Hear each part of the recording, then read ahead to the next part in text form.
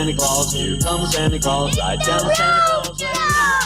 Vixen and Blitzen and all his... With your host, Andrew Romanella. I legitimately watched the entire women's triathlon the other day. I gotta tell you, that was exhilarating stuff. But I was locked in because what's going on, everybody? Welcome into another edition of The Rome Show here on 12ouncesports.com. Broadcasting live on YouTube and X as we do every day. I'm Andrew Romanella. I got you for the next 30 and change. It's December 17th, 2024, and we are excited to talk to you. If you want to talk back to us, do it on the YouTube or the X live, or follow us on social media, The Rome Show 1, Instagram, Facebook, TikTok, X, and 12OZ Sports on the same thing. Supporting showing a new Rome Show shirt today. Another prototype we have made for the people, so let me know what you think. Yesterday we had the Rome Show Football Club hoodie on. Today we have the Be Electric Rome Show regular logo, I guess you could say, jaunt on. Black tee, teal coloring, lightning bolt down the middle, a newish logo for the show. I love my face and all, and I love my face as a caricature, but the show does look really awesome, not just with my face. So I hope you like it. Let me know if you do like it. We're testing all these prototypes out on the show this week and next, as my fiance and I have learned how to use a Cricut. I don't know if my fans or which of my fans out there have ever used a Cricut to make shirts, hoodies, put stuff on coffee cups. We were making stickers, but it is a great time. Like I never fancied myself as an arts and crafts person, but after learning this Cricut last week, and I've always understood like the capabilities of what you could do with the Cricut, but now that I'm legitimately working through being able to design my own, put it on a t-shirt or a hoodie and move from there, super awesome. So I highly suggest, if you're somebody out there interested in that idea of designing your own logo, printing it, putting it on stuff. Also, by the way, you buy the machine and everything else is super cost efficient, just so you're aware. So anyways, the point being, Andrew, in his new arts and crafts era, is creating some new stuff for the shop. At some point, it'll be up on RomeShowShop.com or TikTok shop or Instagram shop, either one. That's why you got to follow us on social media. Easiest way to do it. But I want to know your opinion more than anything else. I don't need your money. I need your opinion. So tell me, what do you think about the shirt? All right. And if you missed yesterday's, just go to 12ozsports.com on the World Wide Web or YouTube, and you can find every show 12OZ Sports has ever done. Let's start last night in the National Football League when it comes to the sports, okay? As we had two Monday Night Football games happen. And I have a comment or two here. You can call it a straight off the Rome if you'd like. Here are my two comments, and I feel like a lot of people are going to agree with me here. First and foremost, if football is so liked by everybody as a sport where no matter how good or bad the teams are, the viewership is generally better than every other sport, why are we putting two football games on Monday night? I understand that on Sunday, we all drool at the television, myself included, at the Red Zone channel, and we have an opportunity to get a piece of every single game. But when it comes to Sunday night, and when it comes to Monday night and Thursday night, but Sunday and Monday night are the OGs, it's a singular game. It's I come home from work or I wind down from a full day of football with one game getting ready for work the next day. That is Sunday night and Monday Night Football. You have one game, prime time, let's ride. But why last night for the third time this year do I have to watch two football games going on? Which I can't really do because ABC and ESPN don't co-air them, so I can't split screen the ESPN networks or ABC networks of sports. So why do we do it? No fan wants it.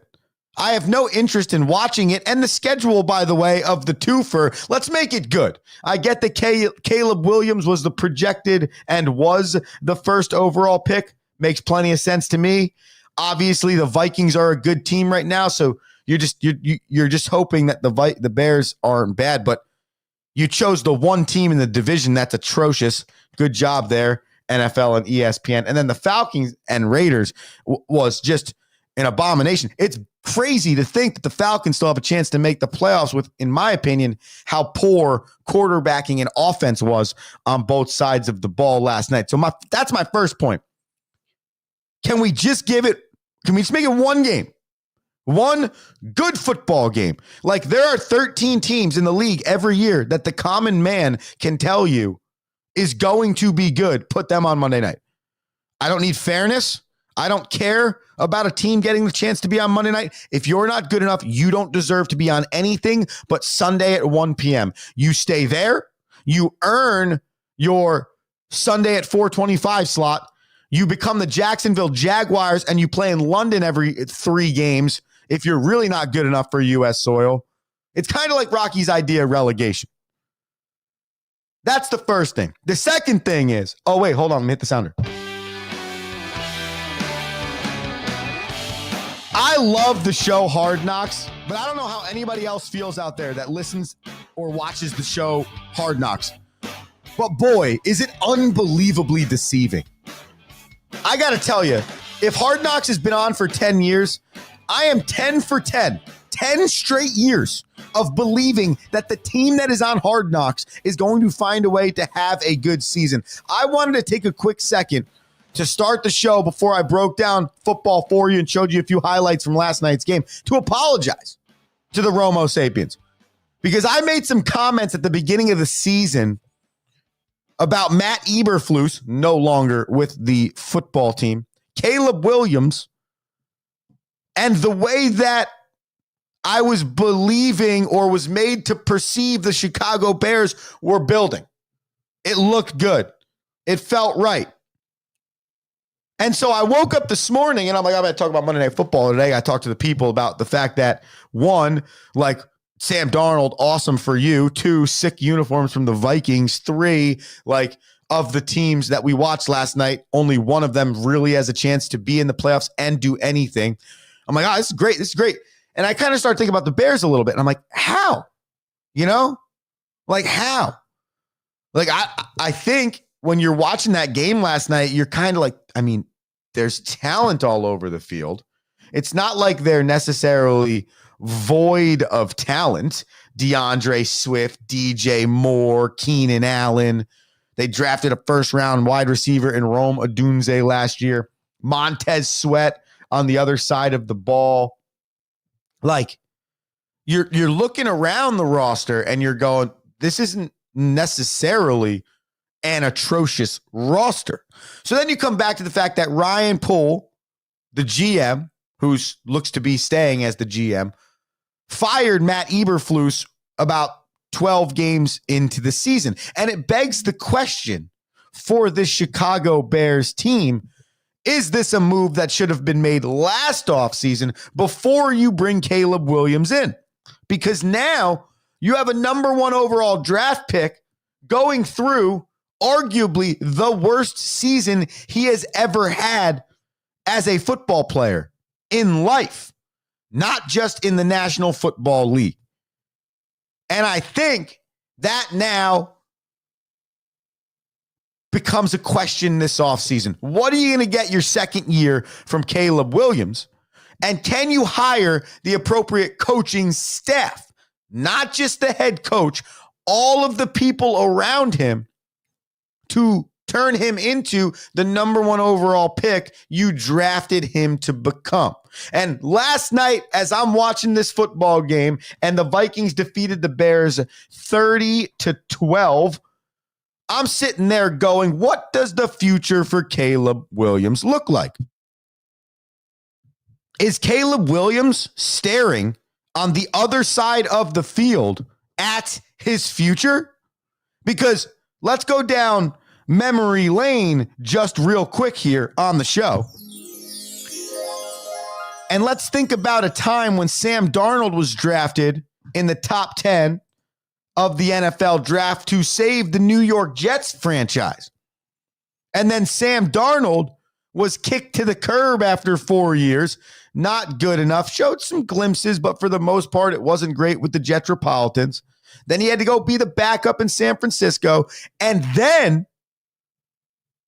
was planned to be the backup to a rookie quarterback in J.J. McCarthy in Minnesota. Then J.J. McCarthy gets hurt for the year, and now here we are as Sam Darnold. But that wasn't that long ago. I think he was in Carolina for a little bit too. This wasn't, Sam Darnold's not in his 19th year in the National Football League. He's in probably his 7th, 8th, 6th. Half of his career left probably. And this is the best year of his career. And you go back to the teams he has played for, okay? The two teams that believed he could be a starter, the Jets and the Panthers, both atrocious during Sam Darnold's time with the Jets and with the Panthers. They traded Christian McCaffrey away from the Panthers while Sam Darnold was the quarterback of the Panthers that year. So is Caleb Williams staring down the barrel of Sam Darnold's career? And I'm not saying that to indict Caleb Williams as not a good quarterback. The real point here is if you don't have the people in place with these quarterbacks, it doesn't matter. There's no position that's more important and less predictable than the quarterback position in the National Football League. It is almost impossible to predict what quarterbacks will be able to perform in the National Football League and which won't.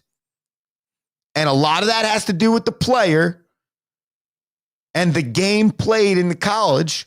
But a lot of that also has to do with who you're drafted by. What organization drafts you and begins your development in the National Football League is going to go an insanely long way in determining what type of career you have. And all of that led me then back down the road of if I'm a team like the Bears or the Giants, the Jets fired their general manager, I got to think long and hard about what my plan here is going to be. If I am the Bears, do I want Ryan Pohl making this decision for the next head football coach? Because it's going to have a direct impact on our number 1 overall draft pick. Do I, if I'm John Mara, really thinking about Shane and Daboll, the GM and the head coach of the Giants, do I want to allow the both of them to make another quarterback decision? They might not have drafted Daniel Jones, but they elected to re-sign Daniel Jones. And we're not going to go down the rabbit hole of who was available at that time and the year that he had and all this other BS. Bottom line is, look at where the Giants are right now. You cannot not put blame on the head football coach and the general manager. So you have to think long and hard about that. What do you want? If you're the Raiders, what are you doing? Is Antonio Pierce the head coach that's going to be able to develop the next quarterback? And hey, by the way, is quarterback the answer? Like if I'm the Giants, with how poor we are in so many areas, we don't think it's just the quarterback that needs to change. A lot of things need to change. You don't go 2-10 and you're that close to being a Super Bowl contender. So if you're the Giants, do you build more? Do you say, hey, if we have the first overall pick, we should go get as many offensive linemen, as many defensive linemen, as many quarterbacks? Is it the move? Is it smart? Because look at the Bears. Maybe they weren't ready to win.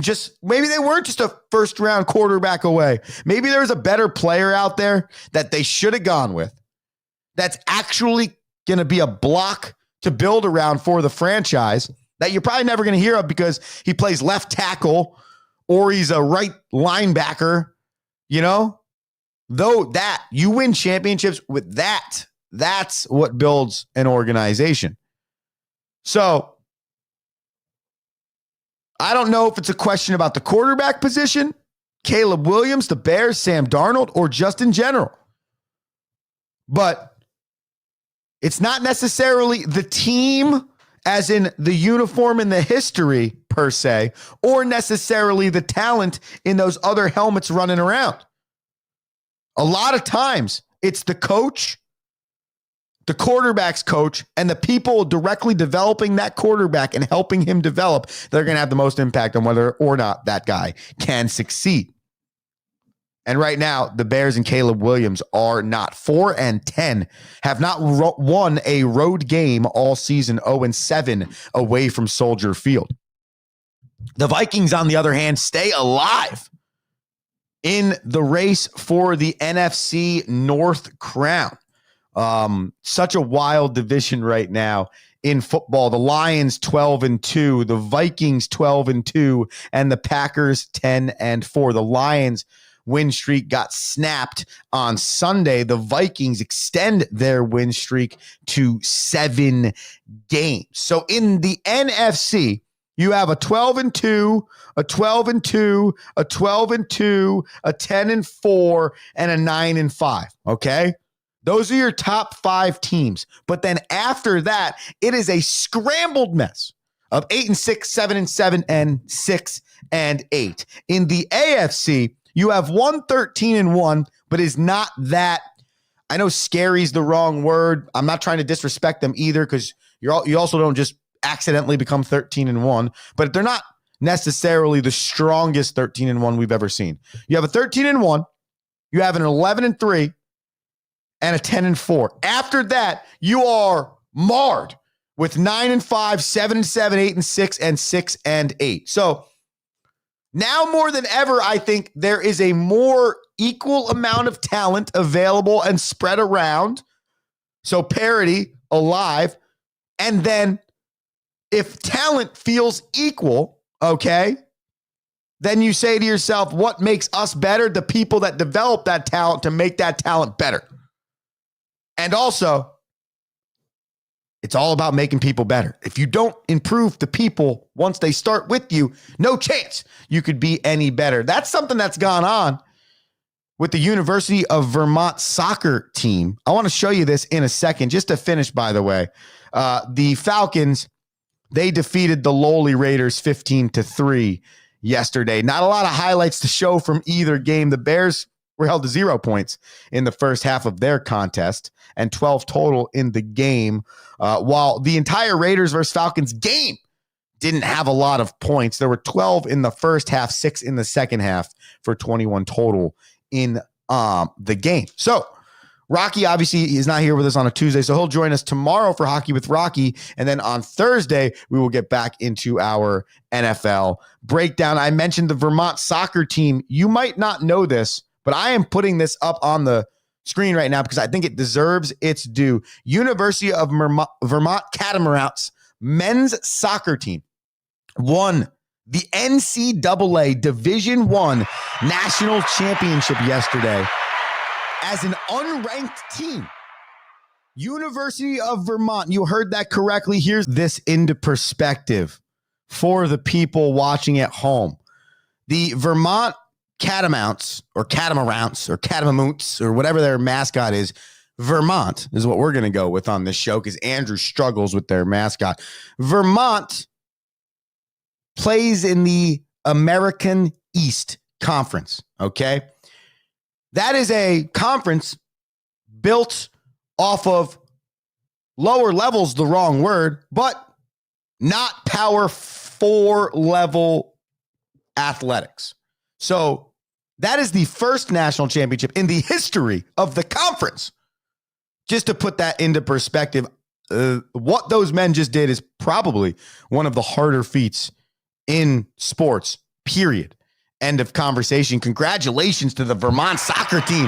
That was sick. Go watch their videos on Twitter.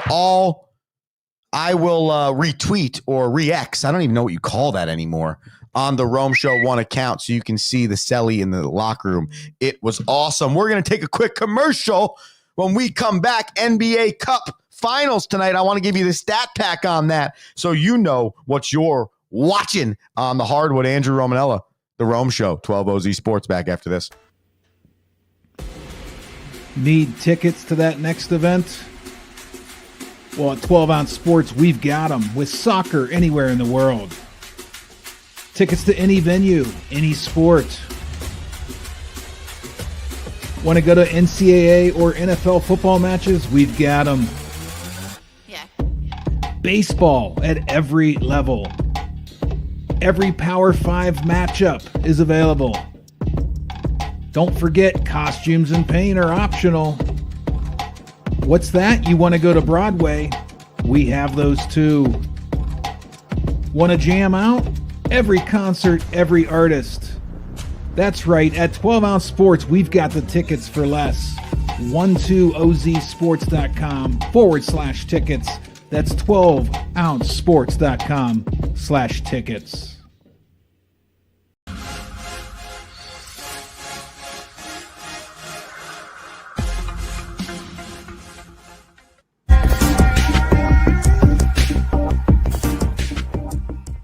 Welcome to MyBookie. You're ready to create an account and start making money, and we're here to help. And remember, you can get a bonus of up to $1,000 on your first deposit. Now you're ready to bet. Just go to mybookie.ag, visit the sportsbook, click on your bet, and input the amount you want to risk or win in the bet slip. Yes, it's that easy. Just remember, at MyBookie, you play, you win, you get paid.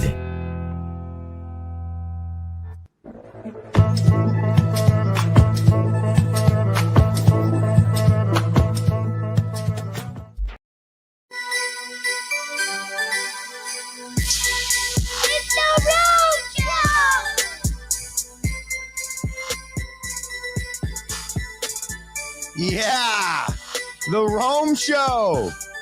Merry Christmas, happy holidays. We are 8 days away from the big guy gracing your chimney. If you're like me, I don't think I have like a chimney in the natural sense where he's just dropping into my house. So he's probably going to have to knock on the door or something. I'll make sure I leave the cookies by the key rack. Andrew Romanella, the Rome Show, 12OZ Sports. Have a safe and happy and healthy holiday season. While you're doing your shopping or while you're hanging out in the morning, drinking your coffee with your family because maybe you got some time off from work, throw the Rome Show on. And hey, if that's even after work, on your ride to work, later on when you're wrapping gifts, whatever, we're 30 to 36 minutes every single day of hopefully great entertainment. And you can find that on 12ozsports.com, youtube.com/12ozsports, or the Rome Show podcast, wherever you get your podcast. But the only way we can grow this thing is if you share it with friends. And no better way to do it than when you know people will be standing, sitting, and doing nothing but the Christmas holiday, which is always a lot of fun. I'm going to have some fun tonight watching the NBA Cup. And this is something that, and maybe I owe another apology to the Romo Sapiens as I apologized for believing in the Bears at the start of the show. But tonight, the NBA Cup has its finale in Las Vegas. The two teams playing in the game are the Milwaukee Bucks and the Oklahoma City Thunder, okay? So last year, just to give you a quick synopsis, the NBA Cup was created much like the Premier League in soccer overseas that has a few different tournaments that exist within their window of a full season. And from an NBA standpoint, believed was going to create more engagement for the players in the regular season and therefore a little bit more engagement from the fans with the game during the regular season. Because the fact of the matter is, the NBA playoffs is its own season. There are 17 games in the National Football League. You must win 16 games to win an NBA championship, okay? So that's 2.5 months in its own right. And basketball players over time started to understand, save myself for that win championship.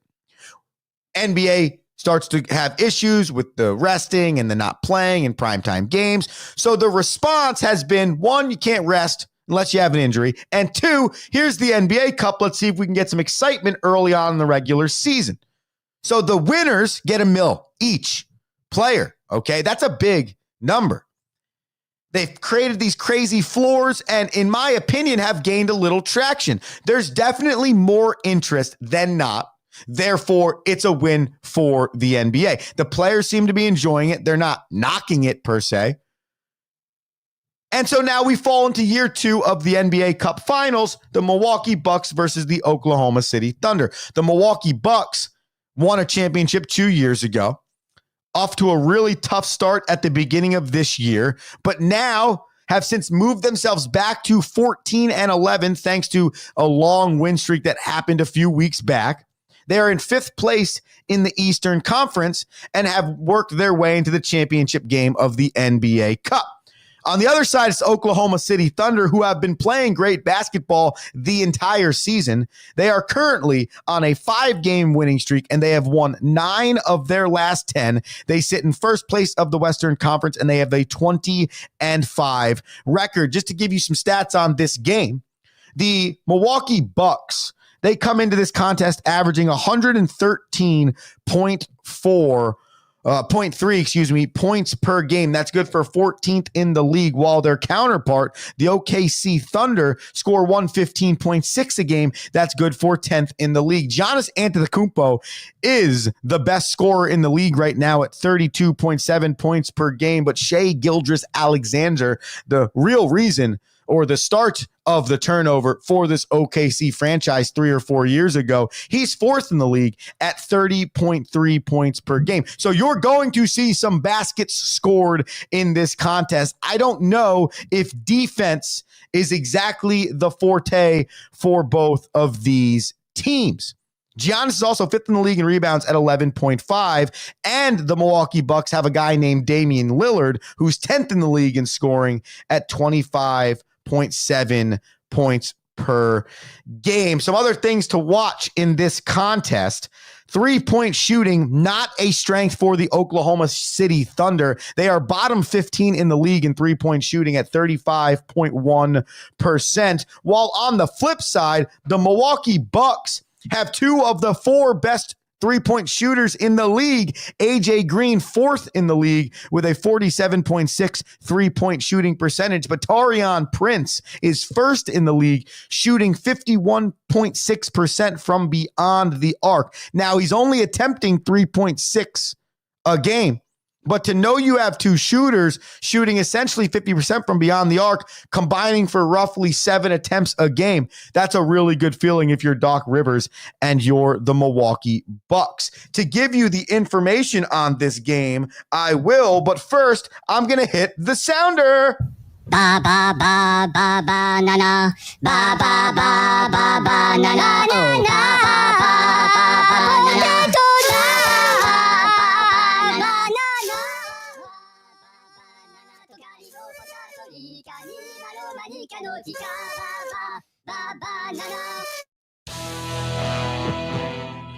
It's that time of the day, ladies and gentlemen. We have you banana time.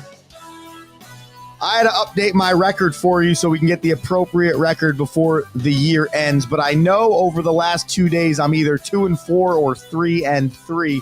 So our record is somewhere in the ballpark of 168 and 135. I'll confirm that for you tomorrow when we get a little hockey with Rocky in the house. Tonight, the OKC Thunder are favored by 5.5, and they are the home team. However, we are playing in Las Vegas. Why I think the NBA Cup can be really important for either team, but more specifically OKC, is it can teach them how to win. They've gone to the playoffs each of the last 2 years, but have been bounced early. This is a team that wants to not only be the best in the Western Conference and get to the postseason that way, but this is a team that wants to be the best in the league and win the dang thing. So no better opportunity to attempt to win a championship than the one that's presented in front of you. Whether it gets you to the playoffs guaranteed or doesn't, does not matter. It's an opportunity. So first things first, I want to take OKC at the -5.5. I do believe that they will find a way to win this game. Do I think it's going to be close? Yes, but in one of those weird ways, I think it ends up being OKC wins it, and they can win it by 6 or more. Lastly, I got Dame Lillard over 25. And I got Giannis over 25. And I want Shea Gildress over 25. I want all three guys over 25 points. I think it's going to be a reckless offensive showdown. That, ladies and gentlemen, is the Daily Bananas here on the Rome Show and what we like to call the Rome Show on 12 Ounce Sports every day, 7 a.m. Tune in, follow, YouTube, whatever, X, socials. We tell you all day. You just need to listen and follow instructions. I'm Andrew Romanella. You have an electric day today. And I'll be back tomorrow, 7 a.m. with my brother Rocky to talk hockey. Can't wait. Peace. Thank you for listening.